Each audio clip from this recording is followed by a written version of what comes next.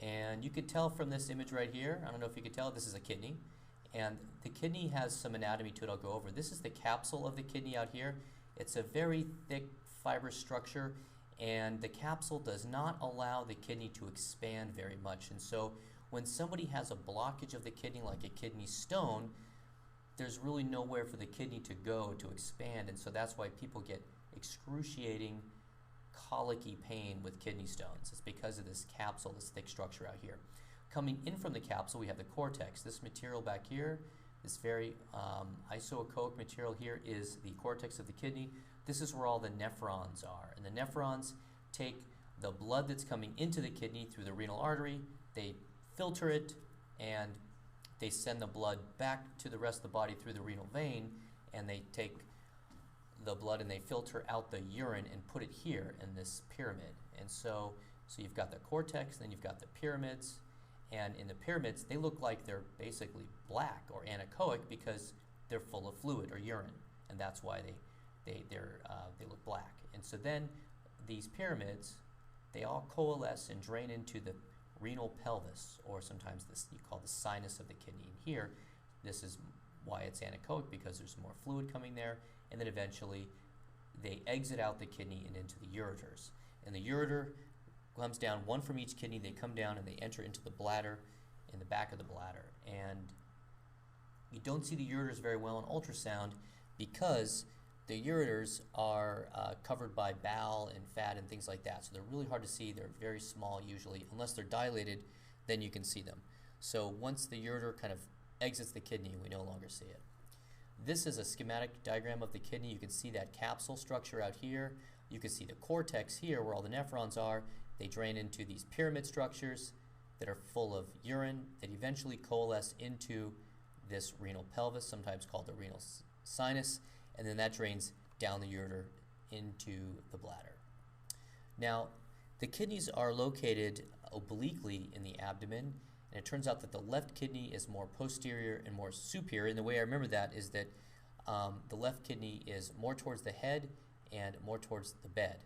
And it turns out that the renal cortex is less echogenic than the liver or the spleen, and the renal pyramids, because they're filled with urine, are less echogenic than the cortex.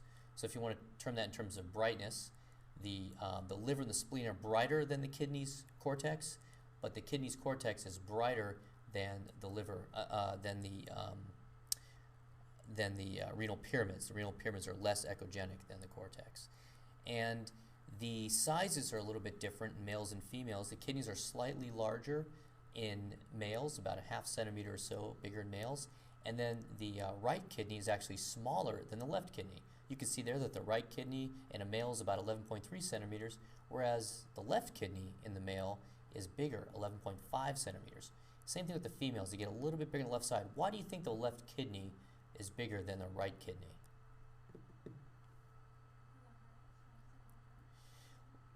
Kinda. It's because, do you know where the aorta lies in relation to the kidney? So the aorta travels out of the heart and then down the spine.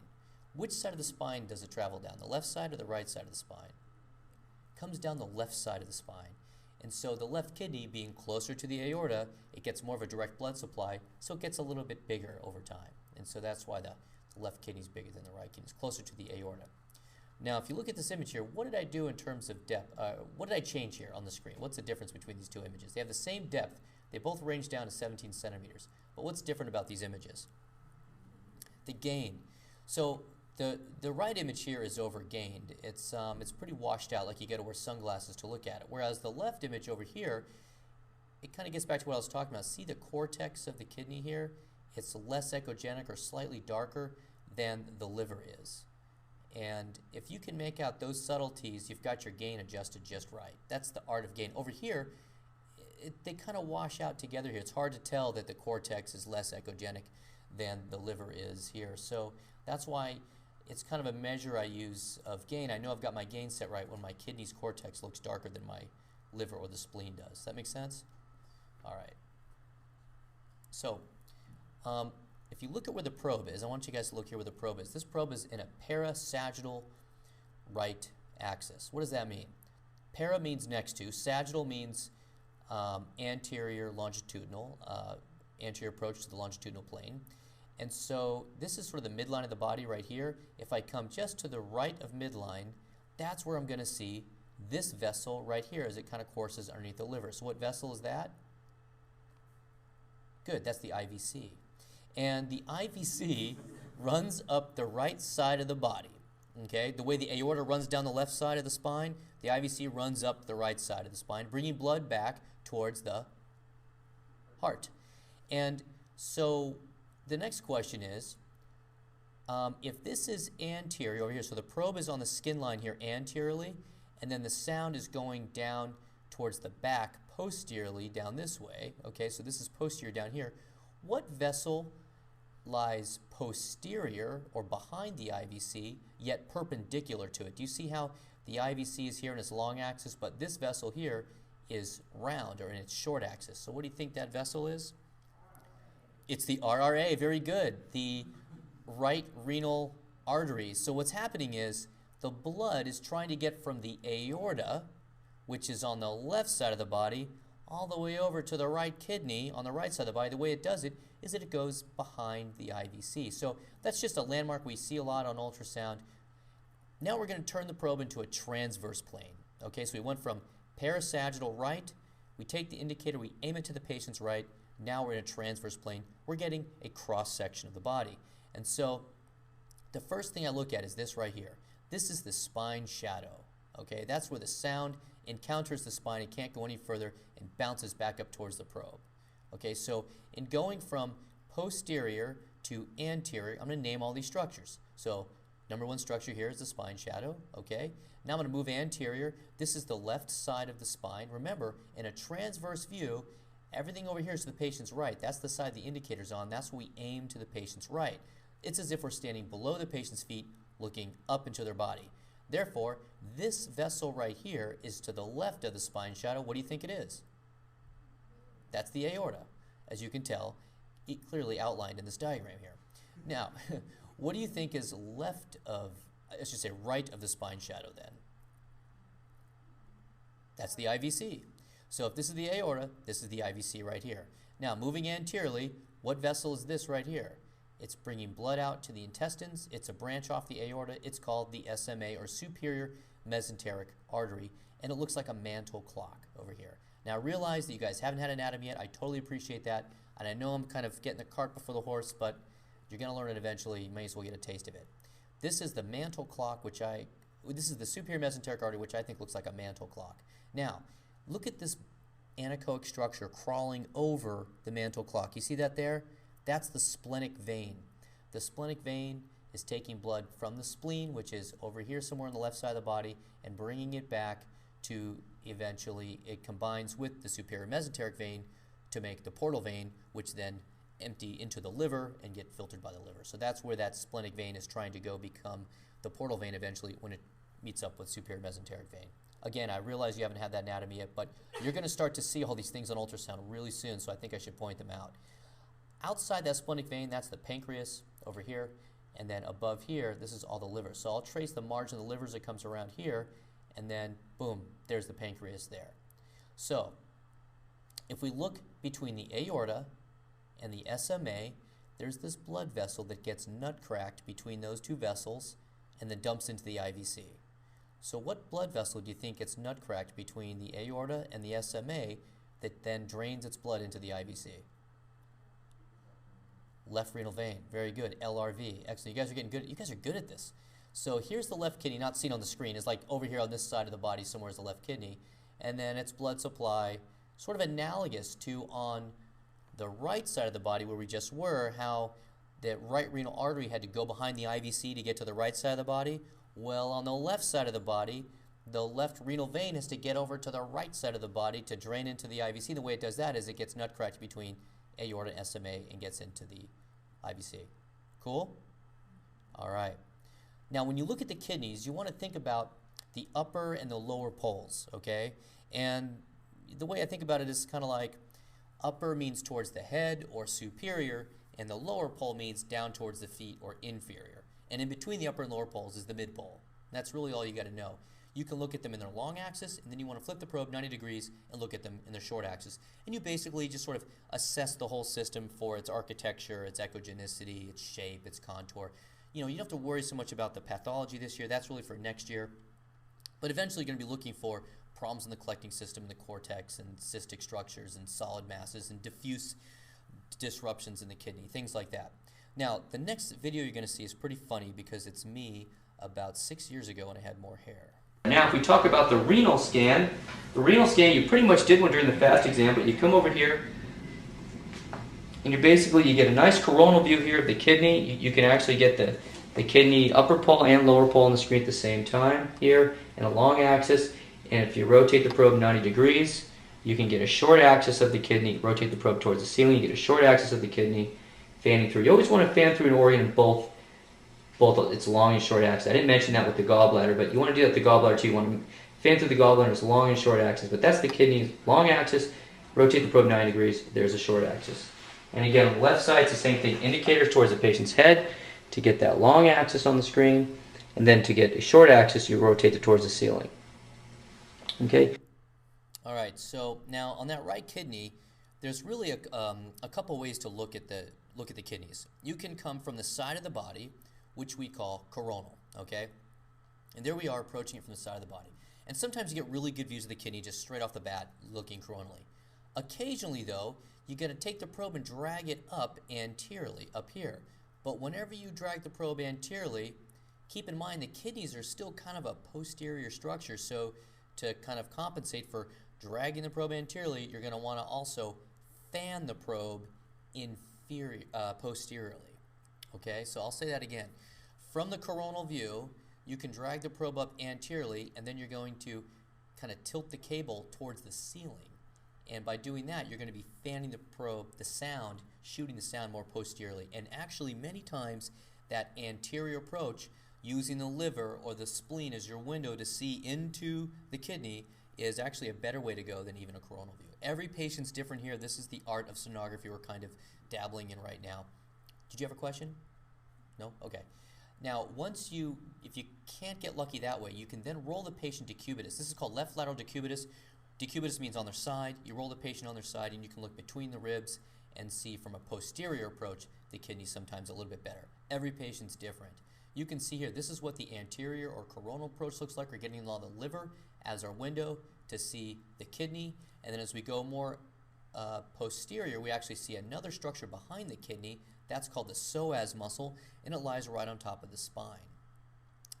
So spine, psoas, kidney, liver. This is the upper pole of the kidney, more towards the head.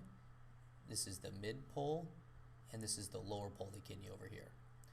So when we roll the patient decubitus, left lateral decubitus, we put the probe on their back between their ribs. Well, now we can see the kidney stretching out here in its long axis, and there's no liver in the window here. It's just straight up kidney, and we can actually see how close the kidney lies to the skin line, about 2 centimeters deep to the skin on this particular patient when we do a posterior approach.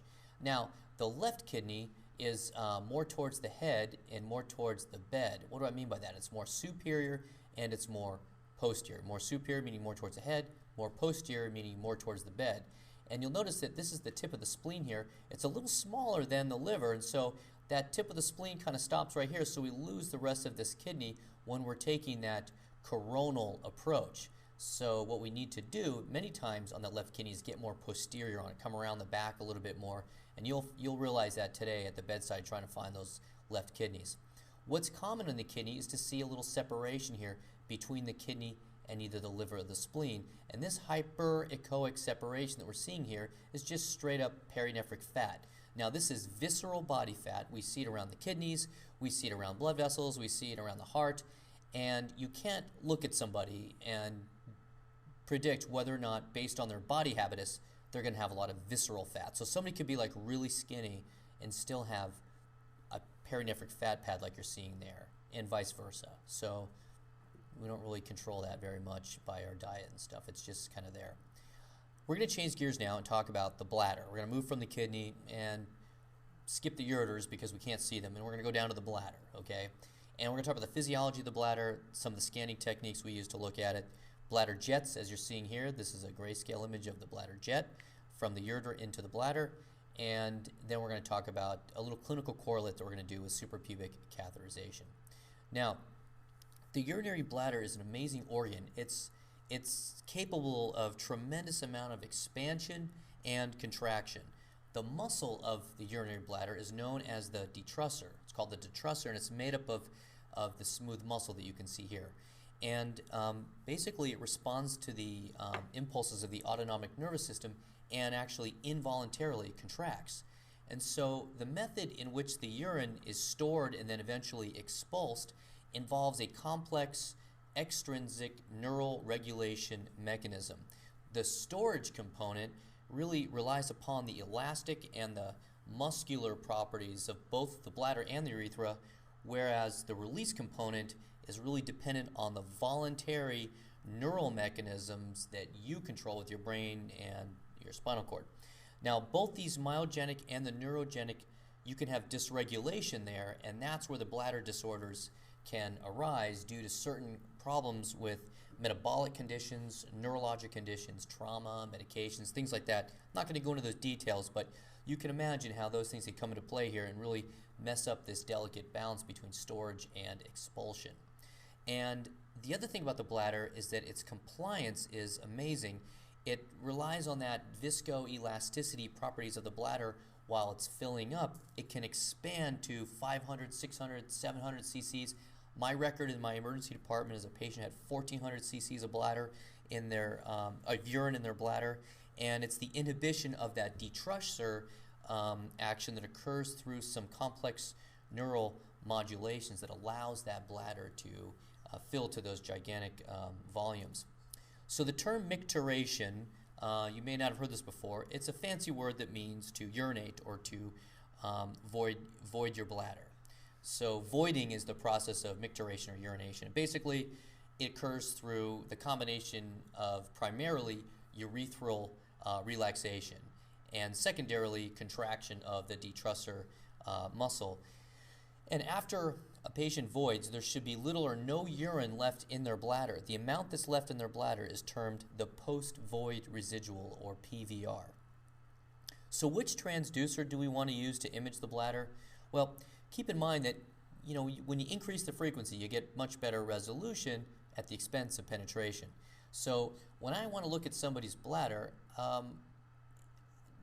usually it's in sort of a distant location in the body. It's not right up against the skin line like the way our blood vasculature is. So we need to use a probe that can have a low enough frequency to penetrate down into the body, and that's when we can use either the C60 or the P21. Now, I know most of our machines have the P21 on them, and it looks just fine for the bladder for what we need to use it for. Ideally, in an ideal world, the C60 looks a little bit prettier, though. It's got more crystals in it and things like that. But if I needed to, I could actually use either one of those other two probes too, though it wouldn't be the best way to do it. Intracavitary transducer, yeah, you can see the bladder from within the vaginal vault, but it causes a lot of artifacts because the curvature of this probe is so tight. There's a lot of artifacts that come off that. In fact, we always recommend that women have a completely empty bladder whenever we do an endovaginal ultrasound. And unless somebody's really thin or they have a really full bladder, it would be hard to see the bladder with the L38, especially in an average size or larger format human being. Now, there's two views of the bladder that we do, the transverse view and the sagittal view. Transverse indicator to the patient's right, sagittal indicator to the patient's head. And I'm going to go back to this image here, and you can see that I've got the probe sort of here looking below the umbilicus, right down here, and to be honest with you, this isn't the actual location of the bladder. What you need to do actually in our patients, unless the patient is completely, doesn't have any clothes on, then you could drag the probe a lot more inferior. So the bladder is actually down here.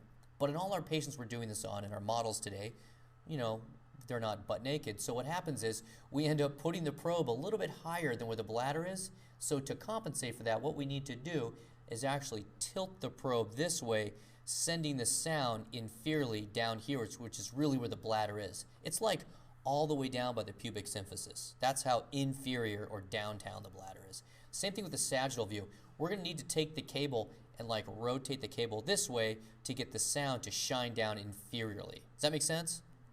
Okay. And that's why I kind of drew this diagram to show you how flat the probe can be in order to see the bladder. And this is what it looks like in the female pelvis. We've got this nice full bladder, rectangularly shaped bladder, and we look posterior to it, and this is actually the uterus down here. It looks like a little koala bear face with the ear over here of the ovary. And people always ask me, can you see the ovaries transabdominally? And my answer is almost always no, although occasionally you get a very thin female with almost no body fat here, who's got a nice full bladder and a very anterior ovary, and sometimes you do get lucky there, especially if there's a cyst on the ovary. But generally speaking, you really do need to use the endovag probe if you're looking at ovaries. This is what the male pelvis looks like in somebody who's got a pretty generous what? Prostate. So the prostate takes the location of the uterus in the male. And that's what that kind of looks like there. Now, in the sagittal plane, you're going to have the indicator towards the patient's head, and you're going to have that probe just superior to the pubic symphysis. You're going to be fanning side to side looking through the bladder. So this is, first we look at this male's pelvis in a transverse view. We're fanning superiorly and inferiorly in that sagittal, in that transverse view, and then we flip it over to sagittal, and now we're looking at the bladder in a sagittal view. The bladder looks a little bit more triangular shaped, though not as much as it does in the female pelvis, but that's the idea. You start transverse, and you fan through it, and then you go sagittal. Now, in the female anatomy, things get a little bit more complicated. First of all, in the upright female, this patient's standing straight up, the pelvis itself is tilted back at 45 degrees, okay? So we already have that bit of sort of complicating angle going on. And then if you look at the angle between the vaginal vault, which is right here, and the anteverted uterus here, you've got another angle. You've got a 90-degree angle between the anteverted uterus and the vaginal vault. You combine that angle with the fact that the patient's tilted back at 45 degrees, and you can see how things can get pretty complicated. Now, this right here is the bladder, and you can imagine how as this bladder starts to fill with urine, it will start to expand and take the uterus and actually push the uterus that direction. And so it changes the flexion of the uterus depending on how full this bladder is. The area between the bladder and the uterus is called the anterior cul-de-sac, or sometimes called the vesico-uterine pouch. It's a potential space for fluid to collect, but more commonly you'll see fluid back here in the posterior cul-de-sac, sometimes called the recto-uterine pouch, or known as the pouch of Douglas. This is the pouch of Douglas back here. It's okay. First time you're hearing this stuff. And in women of childbearing age, every month one of the ovaries ovulates and pops out an egg. And as that egg is growing in its follicle, about to ovulate, as the follicle's growing, I should say, fluid is inside that follicle. The egg pops out, the fluid rests in the pelvis in a dependent location, which is the posterior cul-de-sac or pouch of Douglas. So it's normal in the female pelvis to see some anechoic fluid kind of rolling around back here in women of childbearing age. It's always abnormal, though, to see that in a male pelvis. This is what it looks like on ultrasound, the transabdominal sagittal anatomy. We can see the bladder looks very triangular shaped now. This is the fundus of the uterus out here. This is all the fundus of the uterus. This is the cervix down here, and this is the vaginal stripe right here, okay? Now imagine that the uterus is sort of a light bulb shaped structure, and then down here at the bottom of the light bulb, that's where the cervix is. So this is where the glass part is over here, and the cervix is down here, and that's the part that you twist into the light. Okay, that's kind of how I think of the uterine anatomy and the cervix. Now, this hyperechoic line, this white line that you see right here, that's the vaginal stripe. That's actually the walls of the empty vagina all caved down on itself, and you get an echogenic line like that. Okay, so going from the outside world into the vaginal vault, you terminate at the cervix, and then you have this sort of 90 degrees where the uterus comes off that way. That's the anatomy there. It's a little confusing at first, but over time it makes sense. Now, if I took the intracavitary probe, or the endovaginal transducer, and I inserted it into the vaginal vault, I would eventually come to the cervix, and when I land on the cervix, that's when I stop inserting the probe, and the sound comes out over this whole area right here, and I get really high-res pictures of the uterus and the pelvic contents, because I've got that high-frequency transducer. So I'm just kind of throwing this all out there for anatomy and stuff. This is what it looks like here with the schematic on there, and here's the labels.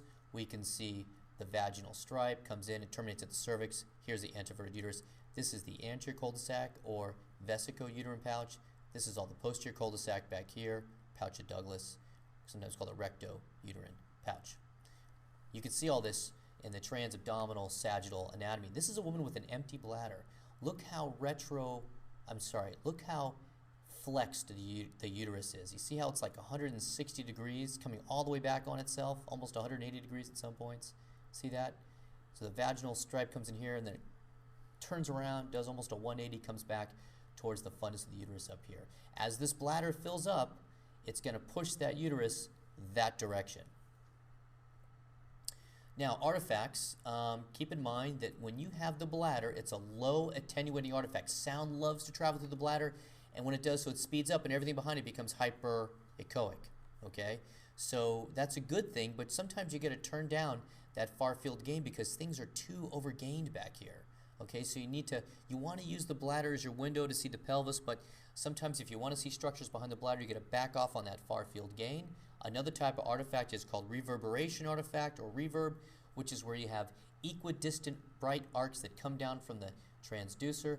We see that a lot too with the bladder. We see these equidistant arcs coming down here from through this bladder here. We see that a lot when we're looking at the bladder. Now, you can sort of estimate the volume of the bladder by using the equation width times height times length. And here's a situation where in a transverse plane, okay, so this is to the patient's right, this is to the patient's left, we measure the width using our calipers, and then we, pop that number into our iPhone calculator, and then or whatever calculator you have, and then you take the height, so here's anterior, here's posterior, and then you get those two values, and then you unfreeze the machine, and then you rotate the probe into a sagittal plane, okay? In a sagittal plane, what was once the width is now the length. I'm going to say that one more time because that confuses a lot of people, okay? Over here in a transverse plane, this is the width of the bladder.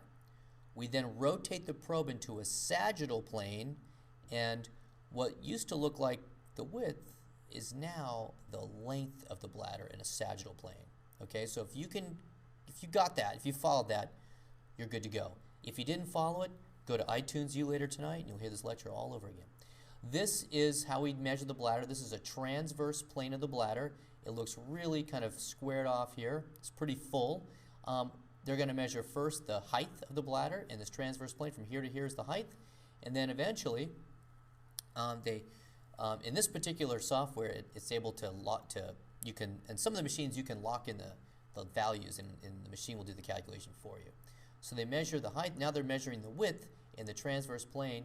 And then they're going to unfreeze the machine, and they're going to go to a sagittal plane. You'll see here now, they rotate the probe 90 degrees so they're in a sagittal plane, and they delete the word trans, and they write the word sag, and then they're going to get a nice long sagittal plane of this. They're going to freeze it, and they're going to drop their caliper across the screen, and that'll be the height times the width times the length. And then as they do so, you can see the volume is being calculated down here. It comes out to like 37 cc's of urine. It's a lot of urine. So, the other thing that's cool about bladder ultrasound is the fact that we can see, especially using color Doppler or power Doppler, we can see the jets squirting through the trigone of the bladder. And you can look at those jets. You can actually count them up if you want. So here we see on power flow Doppler, the jet of the left ureter is firing into the bladder. You can see it. Here's the left ureter diagram here. It came into the back of the bladder of the trigone, gave it a good fire. Then we just saw the right one fire. And there goes the left one again. So this is using something called power Doppler. I didn't really tell you about that yet. I talked to you about pulse wave Doppler and color flow Doppler. Power Doppler is a very sensitive type of flow, and it's nice to use it on the bladder because it's so sensitive. You get some nice, good signal there. There's no directionality to it, but it is the most sensitive type of Doppler, power flow Doppler. And you can activate that toggle back and forth between power and color. And this is an example here of the sagittal female pelvis. We can see the uterus poking up over here. This is the bladder here. So this is the back of the bladder. We can see bladder jets sort of coming in and out as this patient's making some urine there. There's a nice bladder jet there in a sagittal female pelvis. And then on grayscale alone, you can actually see the bladder jet sometimes as well. See, there's a bladder jet there flowing in from the left ureter, fired pretty good. If you overgain the image a little bit, sometimes you can see these jets just on grayscale alone if you stare at them long enough.